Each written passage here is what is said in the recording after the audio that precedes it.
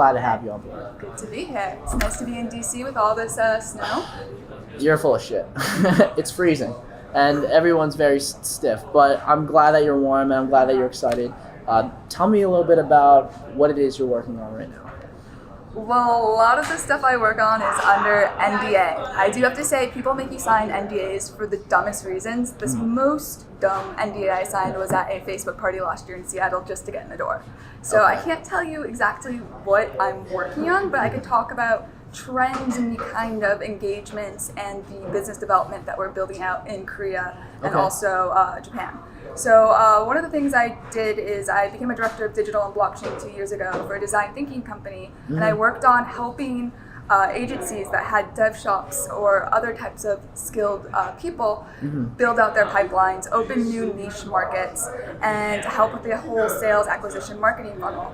And then after doing that, I did the exact same thing over in New York City for Jacked. And then I came to Motif, where I am doing the same thing again with the niche things I'm focusing on. So right now, I've identified a huge gap with a lot of my, clients I've had, everything from STOs to VC stealth projects to, law firms launching a token fund. So they need due diligence. They need digital transformation. You have all these people making amazing stuff with blockchain, with IoT, with just even integrated digital systems.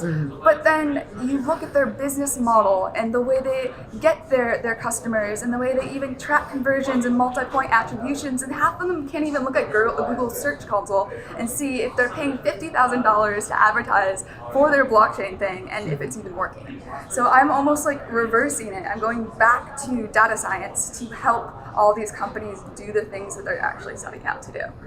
Wow, that was a mouthful. Right. Are you good? Are you good? Good. Are you breathing? I almost feel like I just now have to lunge for the water. I'm gonna pour you a glass of water real quick. That was That was quite the introduction. So you mentioned before this interview that you wanted me to ask you about your work in VR, specifically with. Thank you. Now you work with VR. Did you DreamSale, right? DreamSale? Yes. So What is DreamSale?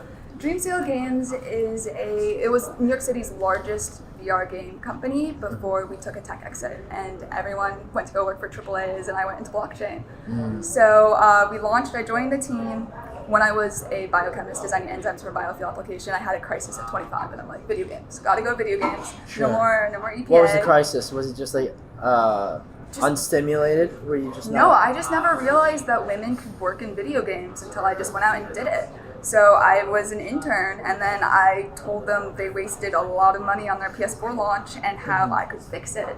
That gets back to the data. And then they hired me as their business analyst for going into VR, for doing the market research, for actually. So you came in and you were like, listen, here's what you guys have to up, but here's what you could have done better for the future. Oh yeah, that's like what I'm best at, is like I just look at your systems, your flow mapping, your processes, your data, your historical data, the data you don't even know you have that I find for you, and then I yell at you about things I think should be fixed. What's the craziest thing that people are unaware of that you can go in and say, hey, this is what's broken and this is what I could do to fix it? To go back to Google Ads, I mean, just to keep it with acquisition and sales, for instance, one thing I did was just clean house as soon as I went into a place, because they were paying contractors to do ads, and like you look at the impressions, the engagement, it looks good to somebody who's not a data scientist. Sure. But then you go in and you can see the actual search queries that are driving people to what landing pages. So if half of your things are on interior design and people are clicking through and bouncing, they're not converting. They're looking for interior designers, not blockchain designers.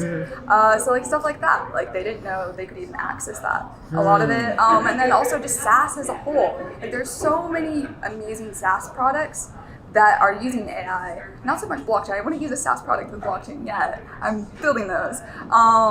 But using those systems to help everything in your company be smoothly operating. Like you have your devs, but you also have your back office and optimization, automation, pulling all these data sources and goal mapping so that dev, product, and launch are all kind of nicely aligned. And it works out sometimes.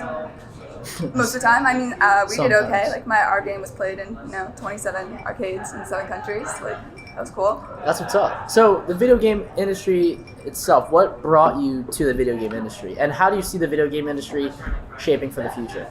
Okay, so what brought me to the video game industry was I was always a gamer, and then I started to become a programmer, play with game engines, and then a friend just was like, "Hey Cindy, come work in my game studio this summer. I know you're an enzyme scientist, but like, come do this."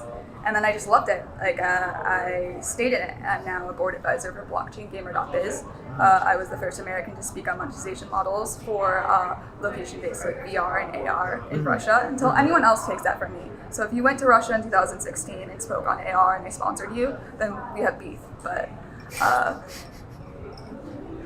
So you went to Russia to speak on gaming in particular.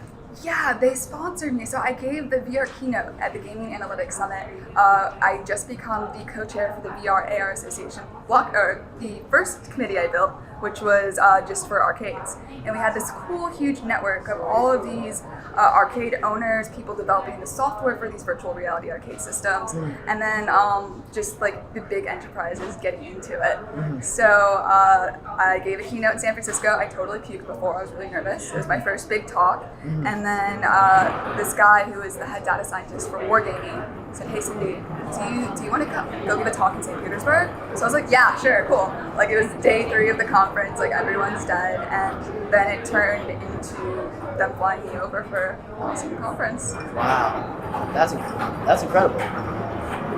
So, gaming today, it's massive. So I work in the OTT space with Verizon. That's one of the things that I do, right? That's why I have a footing in different technologies. OTT in particular is crazy because I'm seeing gaming blow up in such a way where the League of Legends finals had more viewership than like the NBA finals, right? So now there are legit franchises being built out of video gaming in particular. Where do you see this technology of video gaming evolving for the future? I think it's a cultural revolution for all of us millennials here.